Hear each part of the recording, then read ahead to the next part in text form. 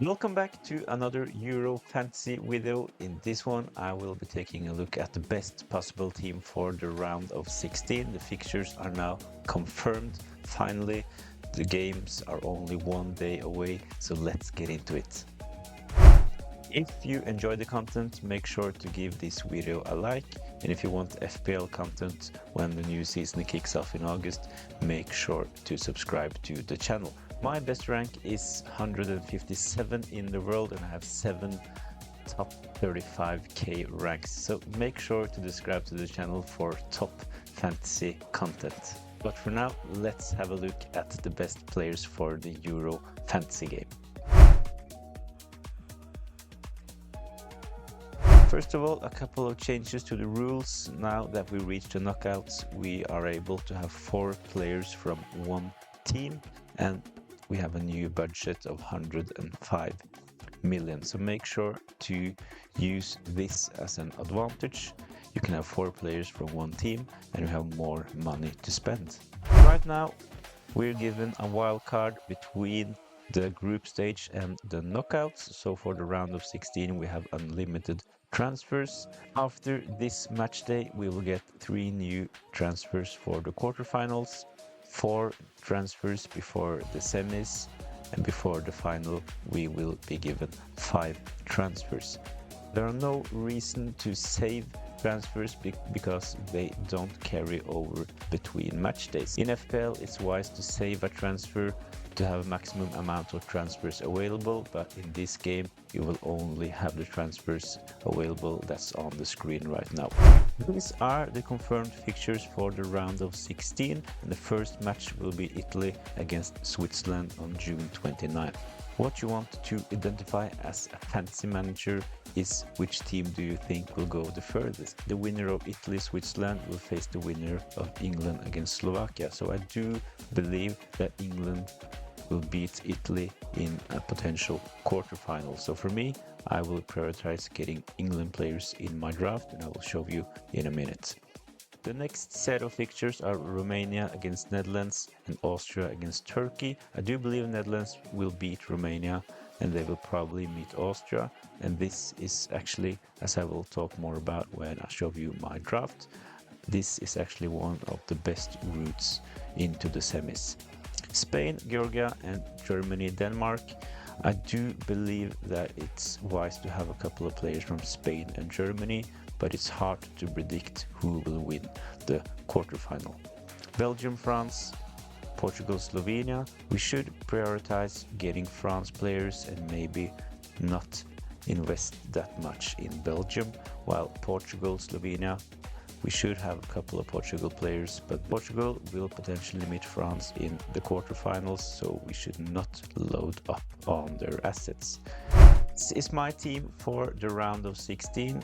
What we want is to have 15 players for the quarterfinals, and we only have 3 transfers, so it's wise to spread the players around on separate teams, but at the same time take a couple of risks on the teams that we do believe will go far in the tournament. So for me, as mentioned, I do believe that Netherlands have the easiest way into the semifinal. So I have selected Simmons, Gakpo, and I also have a couple of defenders in Van Dijk and the goalkeeper Verbruggen. Netherlands, they have good assets and they are also the bookies' favorites to win the next 2 games. When it comes to goalkeepers, I have selected Spain's Unai Simon and Verbruggen from the Netherlands. As mentioned, Netherlands, they are favorites to go into the semis. They have a good fixture in the round of 16 and will probably play against Austria in the quarterfinals. So having the goalkeeper from Netherlands is probably a good idea, but make sure to have one goalkeeper from each side of the draw. If you select goalkeepers that will play against each other in the quarterfinals, this is really unnecessary because you will have to spend a transfer or maybe even your wildcard to fix it. So have one goalkeeper from each side of the draw to make sure that they are not playing against each other until the final. One example is if you pick Donnarumma from Italy and Pickford from England, they will not play on the same day in the round of 16, but in the quarterfinals they will play against each other, and you will have to transfer one of them out to get the most out of your goalkeeper position. A triple up on Germany assets. I do like them as a team. They played really well in the first and the second match. Not the best game in match day 3, but they are playing at home and have the home advantage. So I do believe that Germany players should be included. They are the bookies' favorites to beat Denmark, and if they do, they will most probably play against Spain in the quarterfinals. I'm seeing a lot of teams with triple up and even 4 players from Spain, but I do not think this is a viable strategy because Germany will probably beat them in the next game. Spain will probably win their match in the round of 16, but I do believe that Germany will beat them in the quarterfinals. So by selecting 3 players from Germany and only 1 from Spain, we can save some transfers and potentially then save our wildcard for the semifinals or the final. Other than that, I have spread my players from the bookies' favorites. I have a double up on England. I've chosen Guehi as the defender and Harry Kane up top. From Portugal, I have gone for Bruno Fernandes because he is just a really good fantasy asset. He will probably be involved if Portugal scores some goals against Slovenia. And I have also included Cancelo because he is really attacking and will be nailed on to play that game. For the round of 16, I've also included 1 player from Italy and 1 player from France. I don't really believe that Italy will go far in this tournament, but I've included Bastoni. He did really well in the group stage and got a lot of ball recovery points. And up top, I have chosen Mbappe solely because I have the budget for it and he is the best fantasy option from France. No Belgium in this draft, solely because I do believe they will struggle when they play against France in the round of 16, and by not including any other players we can save some transfers before the quarterfinals by not having to remove them.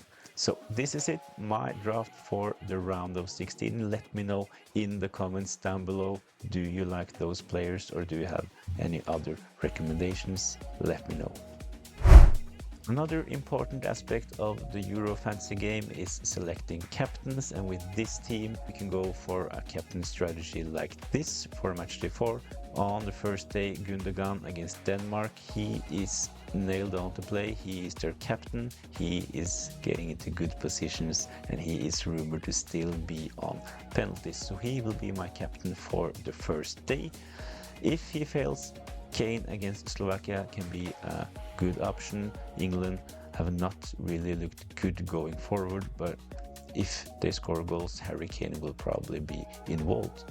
France are a really good team. He is really explosive and that's what you want from a fantasy captain. If all of the above fails, I have the option to go for a differential. Since Sabitzer, he plays for Austria against Turkey and has done really well in the group stage. So 4 potential captain options and hopefully one of them will do really well. That's it for the round of 16 match day 4 video. Let me know in the comments down below if you have any questions. Thanks for watching.